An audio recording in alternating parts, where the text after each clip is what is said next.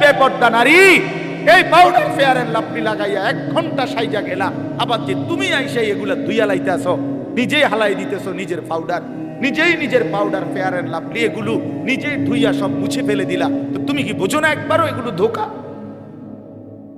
আসল হইলে তো তুমি রাইখা দিতা। হায় দুনিয়া, হায় দুনিয়া আমাদেরকে ধোকা দিল।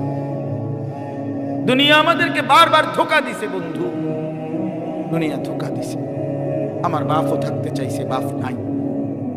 দুনিয়া আমার দাদাও থাকতে চাইছে, আমার দাদা নাই। দুনিয়া আমার কতজন থাকতে চাইছে, আমার চোখে দেখা সেই মানুষগুলো কেউ নাই।